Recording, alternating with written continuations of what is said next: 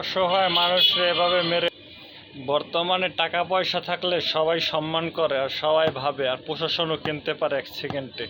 এইটাই বুঝেই গেল এই মানুষটা কি এভাবে মারলো, ইট দিয়ে টাক দিয়ে ফেলালো, আবার গায়ে পাড়া দিয়ে দেখে যে মানুষটা জেতা না মরা। এরা নরপশুর চিহ্নেও অধম, আর এরা জীবনে কিছু করতেও পারবে না। আর এরাই সব চিহ্নে বড় খারাপ এই দুনিয়ায়। খালে বিলে জঙ্গলে কুশখানিতে সবখানেই টাকা আছে, আর সবখানেই নেতা আছে। যেখানেই নাকি টাকা আছে সেখানেই নেতা আছে। আর আইন প্রশাসন টাকার বিনিময়ে সব কাজই করে, আর মানুষ ভালো নাও বাসে। এইভাবে মানুষটাকে দিনে দুপুরে মারলো 16 কোটি লোক, একজনকেই দেখলো না। এতই কি অসহায়? প্রশাসন তো কম ছিল না। আর একটা সরকারি প্রতিষ্ঠানের সামনে তো কম বেশি কর্তব্যরত সবাই সরকার দায়িত্ব পালন করে, তাইলে তারা কীভাবে অসহায় মতো চোখ বুজে সহ্য করলো? আজকের যদি সরকারি কোনো কর্মচারীকে এভাবে মেরে ফেলা হয়, পাবলিক তো তাদের দিকে একটু এগিয়ে যাবে, তাকে তো রক্ষা করবে তার জীবনের বিনিময়। কিন্তু সে একজন আনসার বিডিপি সদস্য হয়ে আনসার হইয়া তারা পাবলিকের পিছনে এগিয়ে আসলো না। আনসার কি তারা কি তার দায়িত্ব ছিল না? না সে যেখানে দায়িত্ব পালন করে ওইটাই নাকি তার কর্ম? আমরা তো জানি যে আনসার নাকি সব জায়গায় কর্ম থাকে। আমি তো সাধারণ একজন আনসার বিডিপি হিসেবে কথাটা বললাম। আর যদি এটা তিতা, কিন্তু এটাই ভুল ধারণা আর এটাই বাস্তব।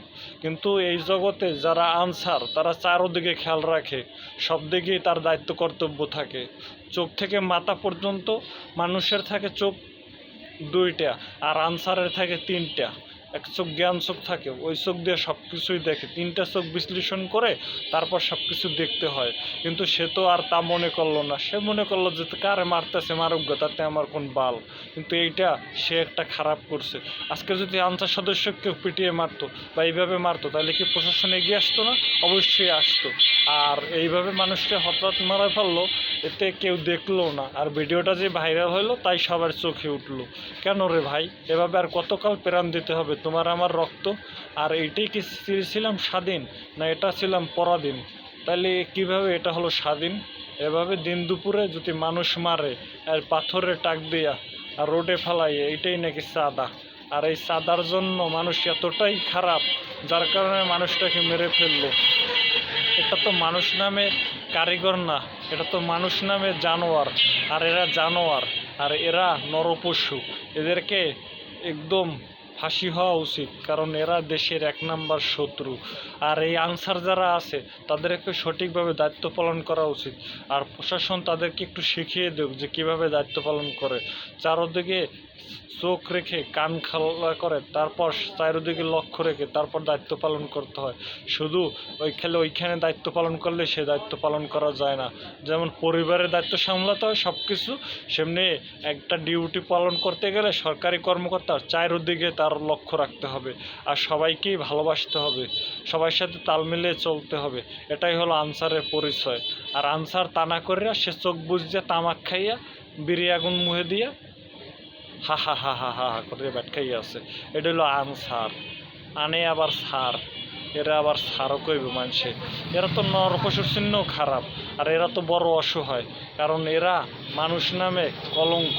একজন সরকারি চাকরিজীবী হইয়া সে মানুষকে রক্ষা করবে, সবাইকে বাঁচাবে, তার জীবনের রক্তের বিনিময় হইলেও সে জীবন ত্যাগ করবে। এটা হলো স্বাধীন। আর সে না করে তারা খাড়াই দেখবে আইন প্রশাসন, আর পাবলিকের তামাক খাইবেও। এইটাই দেশের রাজনীতি। আর এই রাজনীতি করার চিহ্নে ওই নুন পানি খাওয়া ভালো। আর এই সব রাজনীতি সরকার থাকে কোনো লাভ নাই। এর চিহ্নে সরকার ছাড়িয়ে দেব, দেশ আবার সুন্দরভাবে গড়ে উঠুক। সুন্দরভাবে সবাই একসাথে এগিয়ে একজন সুষ্ঠুভাবে নির্বাচন করে তাকেই ভোট দেব, যে সরকারের যোগ্য। কারণ এইভাবে আর কত মানুষ প্রাণ হারাতে হবে দুনিয়ায়? সবাই তো একবারে বর্বর নয়, আর এতটাই খারাপ নয় যে তাকে অসহায় মনে করে সবাই একবারে নিরীহ পশুর মতো জীবন দিতে হবে এই দুনিয়ায়। এটা তো তার জীবনের কাম্য না। আর এটা সবাই 1 সেকেন্ডের মধ্যেও ভালোবাসে না। আর যেটা ভাইরাল হয় সেটাই সবার চোখে বাজে। কেন? আইন প্রশাসন কি তামাক খাইছিল, নাকি ঘরে শুয়ে ছিল নাকের ডগায় তোল দিয়ে? এটা নাকি ভালো না।